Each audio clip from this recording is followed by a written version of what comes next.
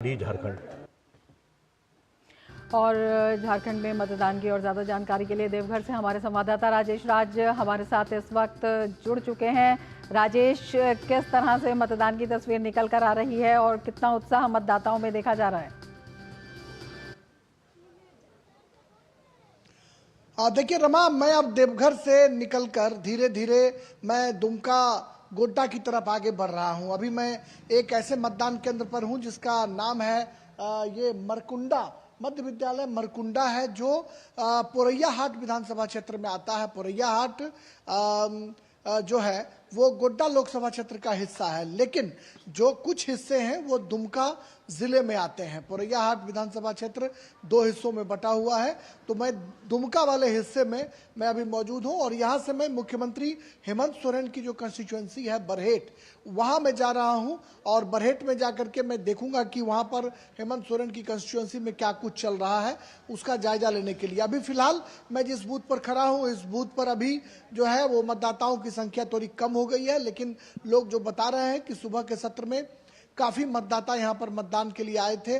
चूंकि गांव है और लिहाजा गांव के में यह दोपहर के भोजन का वक्त होता है, जब लोग अपना काम धाम निपटाकर भोजन करते हैं और ये उम्मीद की जा रही है कि 3 बजे के बाद का जो सत्र होगा, आखिरी जो बचे हुए 2 घंटे होंगे, वो बहुत ही क्रूशियल होंगे उन मतदाताओं के लिए जिन लोगों ने अब तक अपना वोट नहीं डाला है। तो हम देश के सबसे बड़े टेलीविजन नेटवर्क दूरदर्शन न्यूज की तरफ से भी मतदाताओं से अपील करते हैं, झारखंड के मतदाताओं से, कि वो घरों से निकले और वो आकर लाइन में लगे और आकर के अपना वोटिंग करें। जो लाइन में लगेंगे उनका वोट चुनाव आयोग जो है वो देर रात तक भी करवाएगा। इस तरह की व्यवस्था जो है वो की गई है और मतदाताओं में काफी जो है जोश, जुनून, उमंग, उत्साह काफी देखने को मिल रहा है। मैंने सुबह में भी आपको दिखाया कि किस तरीके से पोलिंग बूथ को खूबसूरती से सजाया गया है और खूबसूरत अंदाज में जो है मतदाता वहां पहुंच रहे हैं, सेल्फी पॉइंट पर आकर वोटिंग कर रहे हैं। मैंने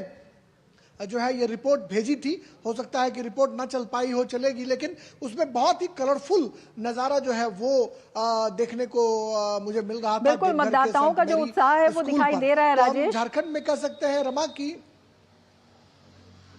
उत्साह मतदाताओं का दिखाई दे रहा है। बिल्कुल, जो तस्वीरें आप दिखा रहे हैं वो काफी उत्साहजनक है।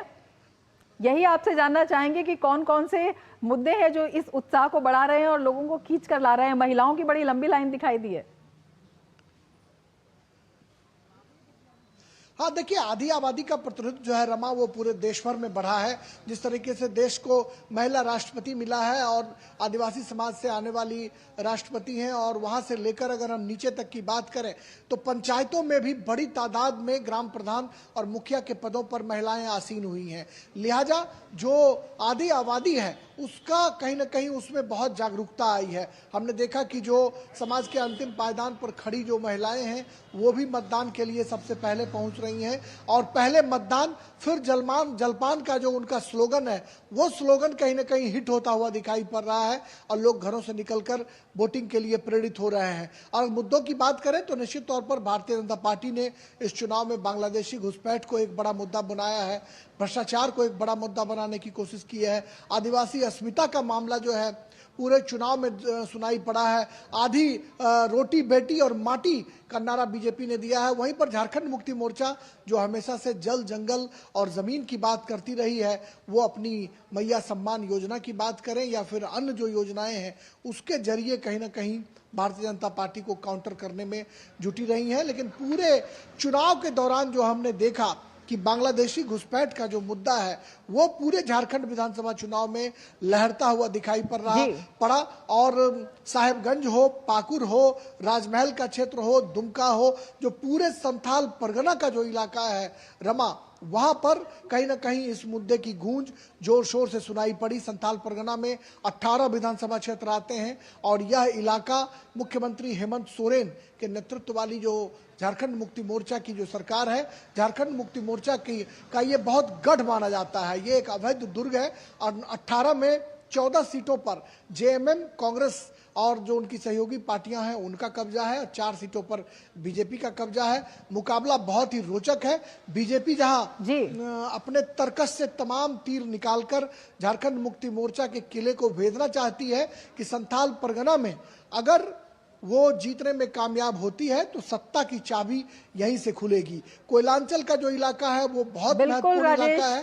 कोयलांचल अहम ये इलाका है, झारखंड नजर की बनाए आर्थिक रखिए, समृद्धि का प्रतीक भी माना जाता है। लिहाजा जो जानकारी लेते रहेंगे आपसे राजेश का जो इलाका है जी, वहां बहुत पर शुक्रिया भी तमाम जब जानकारी के लिए। अविभाजित बिहार था